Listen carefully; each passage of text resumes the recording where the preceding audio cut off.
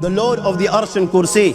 We're talking about the Lord of the worlds. Alhamdulillah Rabbil Alameen. We're talking about the Lord of the entire universe and beyond.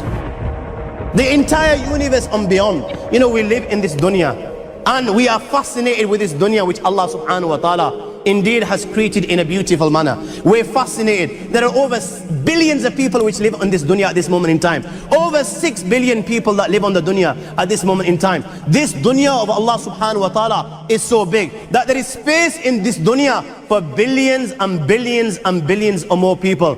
But what is this dunya in comparison to what Allah subhanahu wa ta'ala has created out there? This dunya is insignificant. This dunya is meaningless to Allah. It means nothing. It is worthless. So worthless, compare it with the sun. The sun is one star. You know more science than me. You'll be able to tell me better. Take this planet Earth and you place it inside the sun and you will be able to place 1.3 million Earths in the sun. 1.3 million Earths in the sun. Allahu Akbar. Allah is the greatest. The sun is one star. One star. There are stars out there which are millions of times bigger than the sun. You tell me this, that you need millions and millions of stars to make one galaxy. And then you tell me this, that there are zillions of galaxies out there. Let me tell you on top of this, my friend,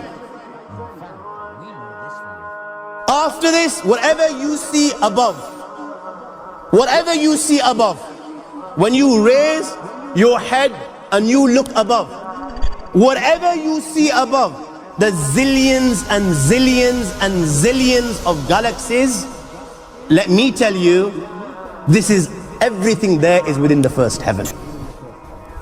Everything there is within the first heaven, and Allah is the creator of 7 heavens. 7 heavens. And the distance between the first heaven and the second heaven is 500 years. You know, the distance that can be covered in 500 years, at what speed? Only Allah knows. Only Allah knows. But it will take 500 years to get from the first heaven to the second heaven. 500 years from the second to the third, third to the fourth, fourth to the fifth, fifth to the sixth, sixth to the seventh. Every time it will take 500 years. After the 7 heavens, وَسِعَ كُرْسِيُّهُ السَّمَاوَاتِ وَالْأَرْضِ. You all read the Ayatul Kursi. You all know the Ayatul Kursi. After this, you have the Kursi of Allah. You have the chair of Allah subhanahu wa ta'ala. You know these 7 heavens that we've just talked about, in comparison to the Kursi of Allah, they're non-existent. They're meaningless. Rasulullah sallallahu alaihi wasallam has given an example in a hadith just to give us a little bit of understanding with regards to the 7 heavens in comparison to the Kursi of Allah. Take a ring from your finger, take it off, the small ring that you have, and place it, let's say, in a desert, the Sahara Desert. It's the biggest desert in the world. You know that ring that we take off from our fingers and place it in the Sahara Desert? What comparison is in between the ring and the Sahara Desert? Nothing. Nothing. The 7 heavens is the ring, and the Kursi of Allah is the Sahara Desert. After the Kursi of Allah, you have the Arsh of Allah. وَكَانَ أَرْشُهُ عَلَى الْمَاءِ. You have the Arsh of Allah. Again, Rasulullah has explained, so just so that we can understand. Take the ring, place it in the desert. This time, the ring is the Kursi and the Arsh is the desert. What is the Kursi in comparison to the Arsh of Allah? Nothing.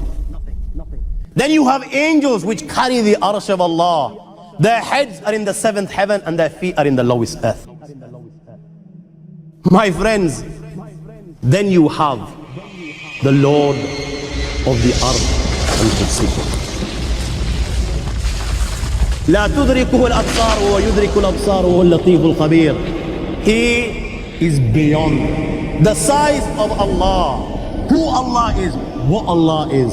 The greatness of Allah is beyond the comprehension of my little mind. This is the being